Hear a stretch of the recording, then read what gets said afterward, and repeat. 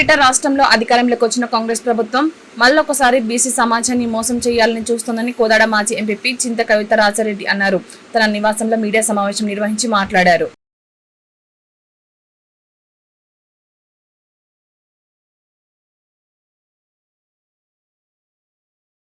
ధన్యాకుల శ్రీకాంత్ వర్మ మాట్లాడారు. రాష్ట్ర ముఖ్యమంత్రి రేవంత్ రెడ్డి గారు కులగణన గురించి, కులాల విభజన గురించి, రేపు జరగబోయే స్థానిక ఎలక్షన్లలో కాంగ్రెస్ ప్రభుత్వం విజయాల గురించి చాలా గొప్పగా మాట్లాడారు.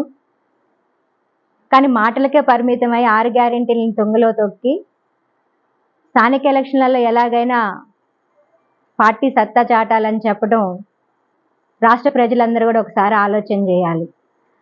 తీర్మానాలకి పరిమితం చేసి అమలు కాని 42 రిజర్వేషన్ గురించి బీసీలని మభ్యపెట్టడానికి చేసే ప్రయత్నం బీసీ వాళ్ళు కూడా అందరూ గ్రహించి ప్రభుత్వం చెప్పే మాటల్ని ఎంతవరకు చేయగలుగుతుంది, ఈ సంవత్సరంన్నరలో ఏ హామీల్ని నిలబెట్టుకుంది అనేది కూడా రాష్ట్ర ప్రజలతో పాటు బీసీ ఎస్సీ సోదరులు కూడా ఒకసారి ఆలోచన చేయాలి.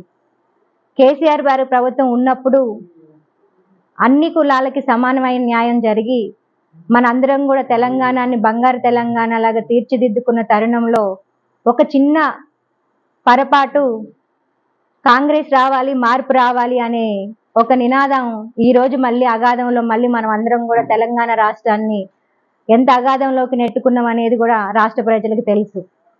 ఇప్పటికైనా అమలు కాని బీసీ రిజర్వేషన్ని మభ్యపెట్టకుండా అది అమలయ్యేలాగా చేసి మళ్ళీ ఎలక్షన్కి వెళ్ళాలి అని అంటే రిజర్వేషన్స్ ఏమైతే ఉన్నాయో అవన్నీ కూడా అమలు చేసి ఎలక్షన్కి వెళ్ళాలి అని చెప్పి రేవంత్ రెడ్డి గారిని కోరి రాష్ట్ర ప్రజలందరూ కూడా ఒకసారి ఆలోచన చేసి ఇక్కడున్న మంత్రివర్గం ఏదైతే ఉందో వాళ్ళు కూడా అన్ని మేము రేషన్ కార్డులు ఇచ్చాము, రేషన్ అమలు చేస్తున్నాము, బ్రహ్మాండంగా మా పరిపాలన ఉంది అని చెప్పడం కాకుండా పరిపాలన అంటే ఏంటి, గత 10 సంవత్సరాలలో ఎక్కడ పట్టినా ఎంత అభివృద్ధి జరిగింది, ఏ పథకం పట్టినా కూడా ఎంతమంది ప్రజలకు అందింది అనేది ప్రజలకు తెలుసు.